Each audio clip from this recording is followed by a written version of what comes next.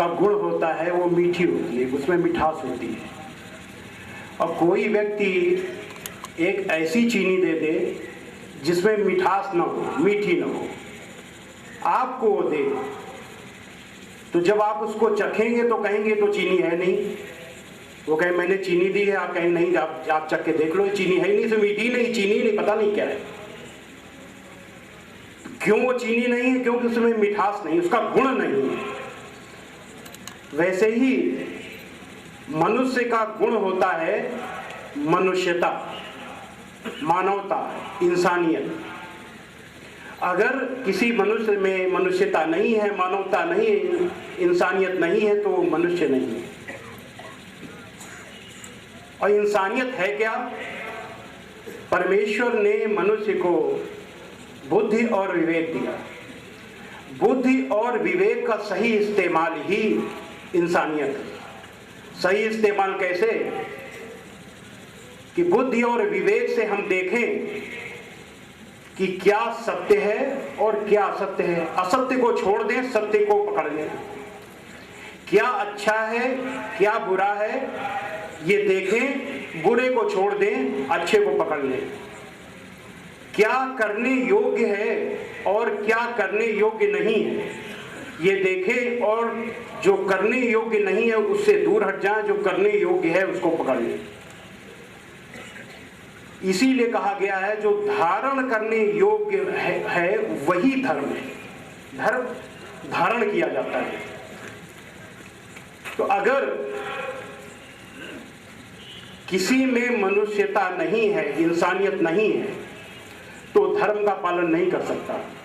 दूसरे शब्दों में, अगर कोई व्यक्ति मनुष्य नहीं है तो वो न हिंदू है न मुसलमान है।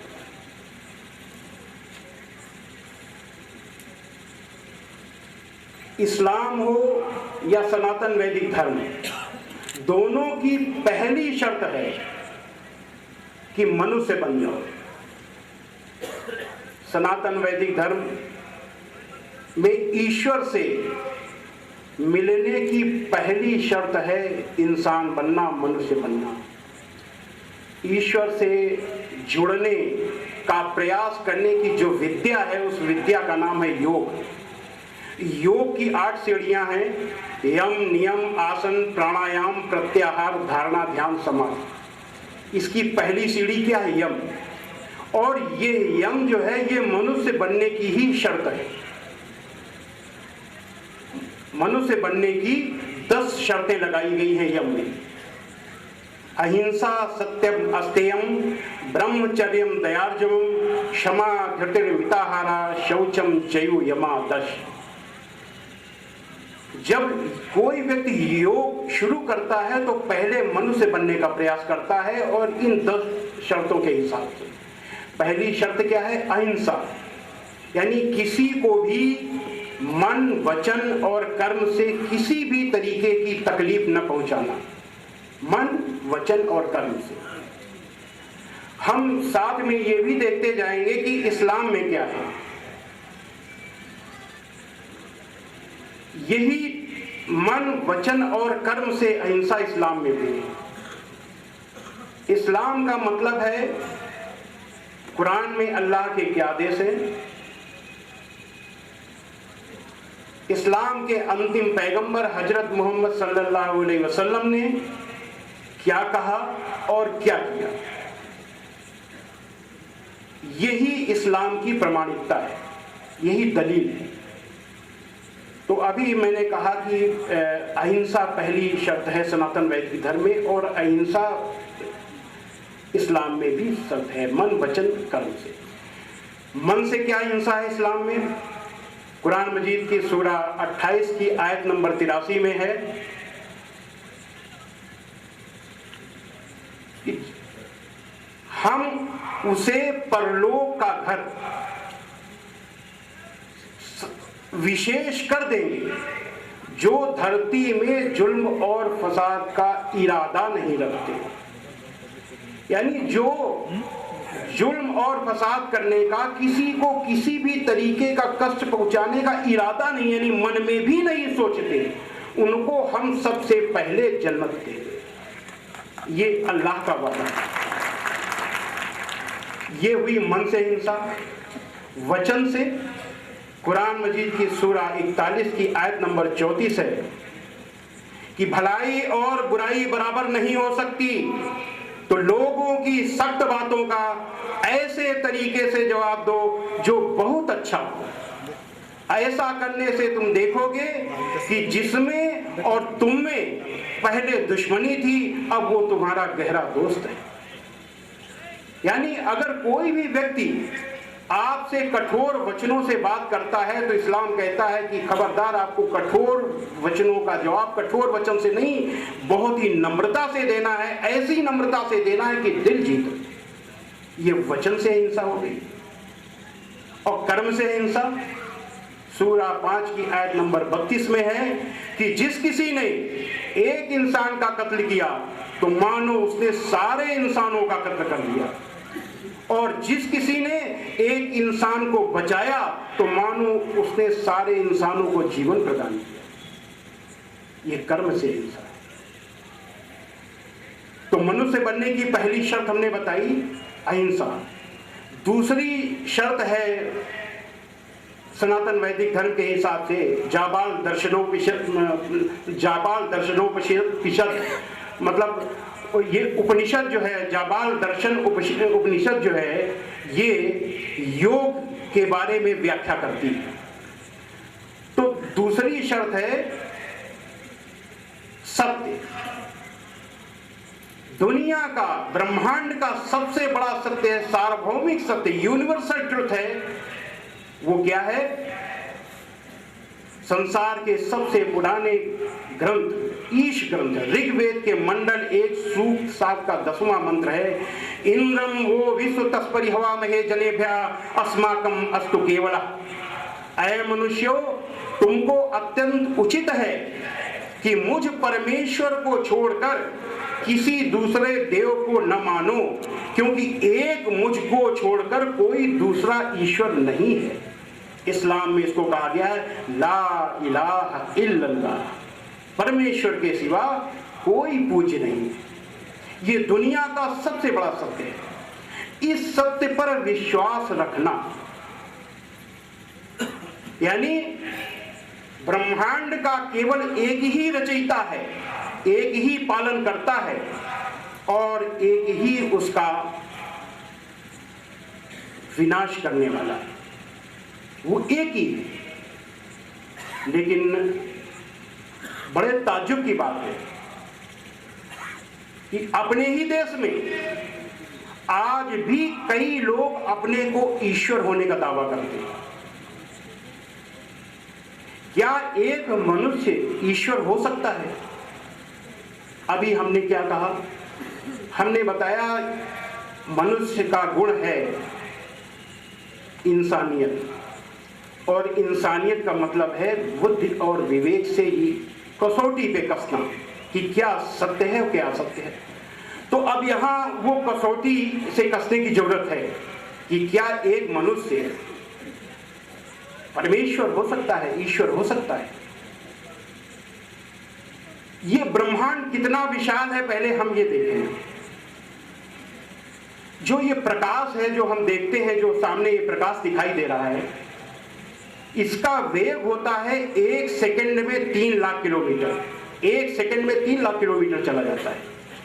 इस चाल से अगर कोई चीज चले, इस वेग से कोई चीज चले और साल भर तक चलती रहे, यानी 1 सेकंड में 3 लाख किलोमीटर के वेग से चले और 1 साल तक निरंतर चलती रहे, तो उस दूरी को कहते हैं 1 प्रकाश वर्ष दूरी।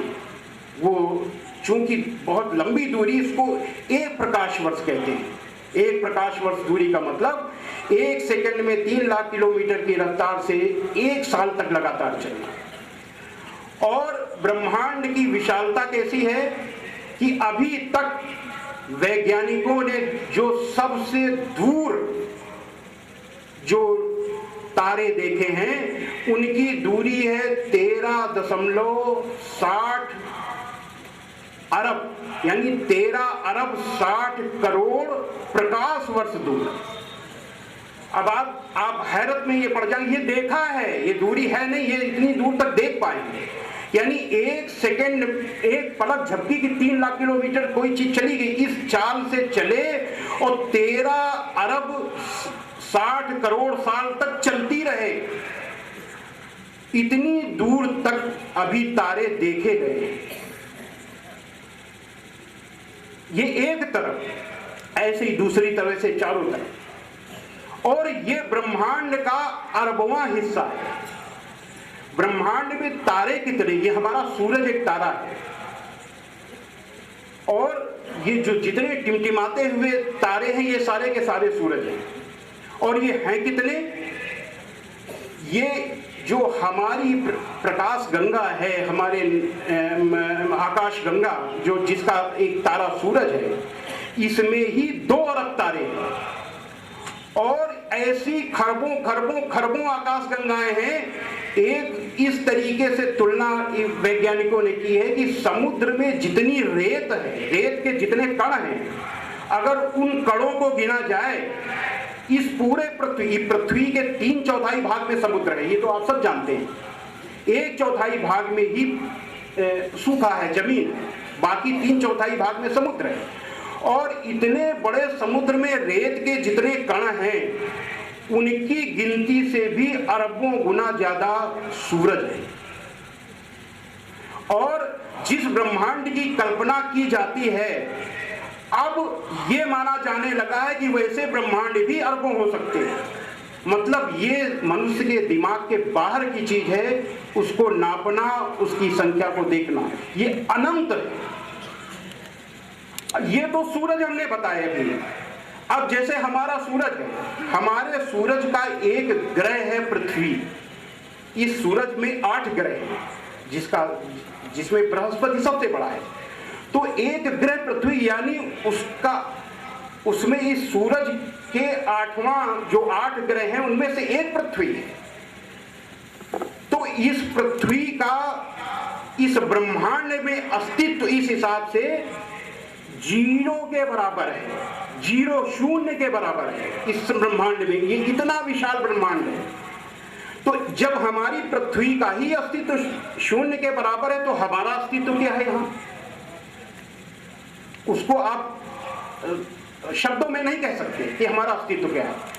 तो एक ऐसा मनुष्य जो इस ब्रह्मांड में 0 के बराबर पृथ्वी में रह रहा हो, वो अपने को कह दे कि मैं ईश्वर हूं, मैं इस अनंत ब्रह्मांड का रचयिता हूं, मैं इस अनंत ब्रह्मांड को चला रहा हूं, तो इससे बड़ी नासमझी और कोई हो नहीं सकती। इसीलिए श्रीमद् भगवद गीता में कहा है, भगवद गीता के अध्याय 9 श्लोक 11 में है कि अविजानन्ति मां मूढ़ाम मानुषीम तनुमाश्रितम परम भावम जानन्तो मम भूत महेश्वरम। परम भावम अजानन्तो मम भूत महेश्वरम। समस्त चराचर जगत के स्वामी, समस्त चराचर जगत के पालन करता, मुझ परमेश्वर के परम रहस्य को न जानने वाले लोग ही मुझे मनुष्य का शरीर धारण करने वाला मानते हैं। और आगे है, हमारे वेदों ने क्या कहा है? श्वेताश्वतरोपनिषद के अध्याय 6 का 8वां श्लोक है, न तस्य कार्यम करणम च विद्यते न तत्समश्चाभ्यतिकश्च दृश्यते। वो परमेश्वर कैसा है? उपनिषद में बताया गया है, श्वेताश्वतरोपनिषद में, कि न तस्य कार्यम करणम च विद्यते, उसके शरीर और इंद्रियां नहीं हैं, और न तस्य कार्यम कर्मम च विद्यते न तत्समश्चाभ्यतिकश्च दृश्यते, उसके बराबर अथवा उससे बढ़कर भी कोई दिखाई नहीं देता। वो निराकार है। जब उसका कोई आकार ही नहीं है तो उसको आप आकार कैसे दे सकते हैं? जबकि वेद कह रहे हैं, जो ज्ञान का मूल स्रोत है, जो ब्रह्म विद्या, ईश्वरीय विद्या का स्रोत है, जब वो ये कह रहा है, जो उसका ये सिद्धांत है, तो हम कैसे कह सकते हैं कि उसका ये आकार है? केनोपनिषद खंड 1 का 6वां श्लोक है, यत् चक्षुषा न पश्यति येन चक्षुंसि पश्यति तदैव ब्रह्म त्वं विद्धि नेदं यदुदं पास्ते। उस परमेश्वर को इन आंखों से नहीं देखा जा सकता, बल्कि उसकी सहायता से आंखें देखती हैं। उसी को तू ब्रह्म जान। और जिस अलग अलग ईश्वर की लोग उपासना कर रहे हैं वह ईश्वर नहीं है। केनोपनिषद ये वेद का सिद्धांत है, ये वेद कह रहा है। कुरान मजीद के सूरा 6 की आयत नंबर 103 ठीक ऐसे ही है। उसे निगाहें नहीं पा सकती, बल्कि वही निगाहों को पा लेता है। केनोपनिषद के इस श्लोक का सीधा सीधा कुरान मजीद में भाव दिया हुआ है। सूरा 6 आयत नंबर 103, निगाहें उसे नहीं पा सकती, बल्कि वही निगाहों को पा लेता है। अब तो बड़े ताज्जुब की बात है, मैंने कहा कि लोग दावा कर रहे हैं कि हम ईश्वर हैं। 100-150 साल पहले एक ईश्वर था, बूढ़ा हुआ, मर गया। ताज्जुब की बात है, ईश्वर मर गया। जिसको लोग ईश्वर कह रहे थे वो मर गया। इससे बड़ा आश्चर्य कुछ नहीं हो सकता। इतना बड़ा ब्रह्मांड चल रहा है, ब्रह्म सृष्टि चल रही है, ईश्वर के बनाए हुए हम लोग जिंदा, लेकिन ईश्वर मर गया। ये कैसे हो सकता है? इसको समझने, इस सत्य को समझने की जरूरत है। ये मनुष्य बनने की ये भी शर्त है। और दूसरा सत्य क्या है? न्याय का पक्ष लेना।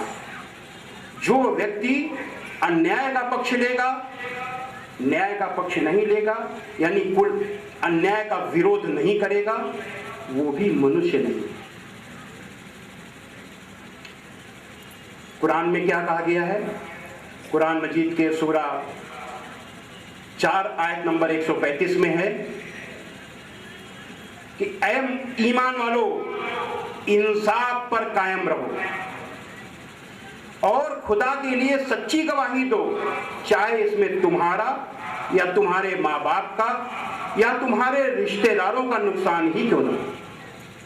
सूरा 5 आयत नंबर 8 में है, ऐ ईमान वालों, खुदा के लिए इंसाफ की गवाही देने के लिए खड़े हो जाया करो। लोगों की दुश्मनी तुमको इस बात पर तैयार न करे कि इंसाफ छोड़ दो। यानी अगर दुश्मन है, उसके साथ अन्याय हो रहा है, तो उसके साथ न्याय देने के लिए, उसके साथ न्याय करने के लिए खड़े हो जाओ। ये मत देखो कि ये दुश्मन है। अगर किसी ने ऐसा नहीं किया तो वो अल्लाह के आदेश, ईश्वर के आदेश के विरुद्ध जा रहा है। और हमारे हिंदू भाई हैं, वो ये जान ले कि मुसलमानों के लिए ईश्वर के आदेश मानने अथवा न मानने की छूट नहीं है। कुरान में जो आदेश आ गए हैं उनको आपको मानना ही मानना है। अगर मुसलमान उन आदेशों को नहीं मानता तो इस्लाम अल्लाह की नजर में, ईश्वर की नजर में इस्लाम से खारिज है।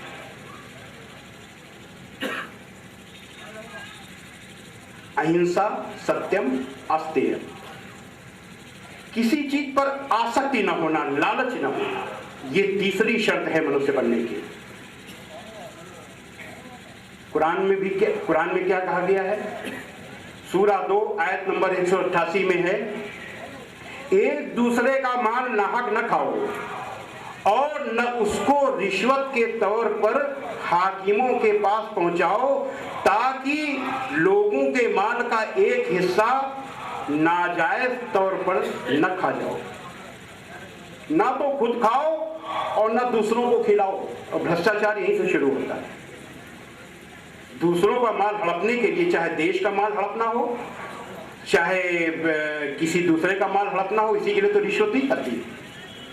दोनों चीज के लिए मना किया गया है कि ना तो दूसरे का माल खाओ जिसमें तुम्हारा हक नहीं है, और न रिश्वत के तौर पर दूसरे को खिलाओ। सूरा 4 आयत नंबर 107 में है कि अल्लाह हक मानने वालों और मुजरिमों को पसंद नहीं करता। यानी लालच पर पूर्ण रूप से प्रतिबंध इस्लाम में भी लगाया गया। और कुरान के आदेशों को मानने का मतलब है मोक्ष की प्राप्ति, जन्नत। तो यानी अगर आपको मोक्ष प्राप्त करना है, जन्नत जानना है, तो इन आदेशों को आपको मानना है, इंसान बनना है। तो अहिंसा, सत्यम, अस्तेयम, ब्रह्मचर्य, ब्रह्मचारी होना चाहिए। ब्रह्मचारी का मतलब ये नहीं है कि शादी न करो। ब्रह्मचारी का मतलब है कि अपनी बीवी, अपनी पत्नी को छोड़कर दुनिया में जितनी भी महिलाएं हैं उनको अपनी माँ, बहन, बेटी समझना, इस नजर से देखना, उसको माँ, बहन, बेटी की नजर से देखो। यह है ब्रह्मचर्य।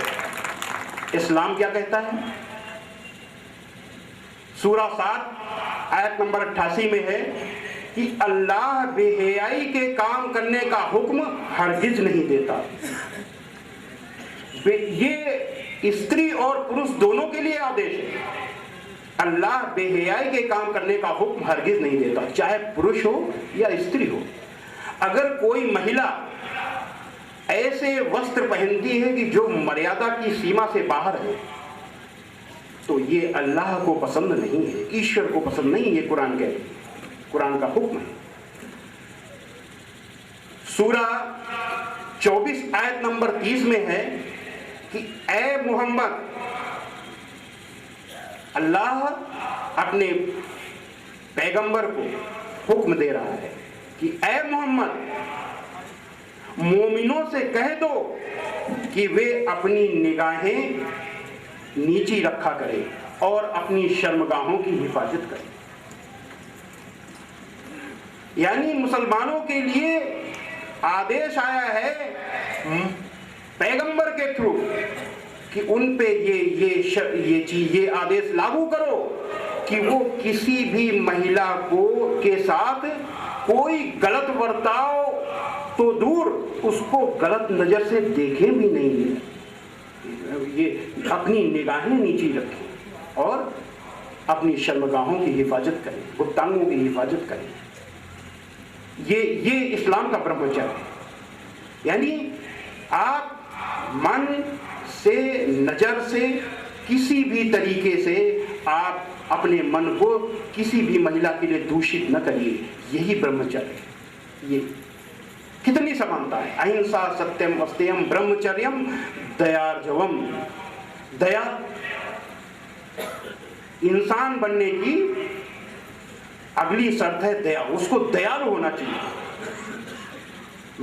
हम फिर से याद दिला दें कि ये जो अष्टांग योग, यम, नियम, आसन, प्राणायाम, प्रत्याहार, धारणा, ध्यान, समाधि, जो आसन आप करते हैं, ये योग नहीं है, योग का एक अंग है।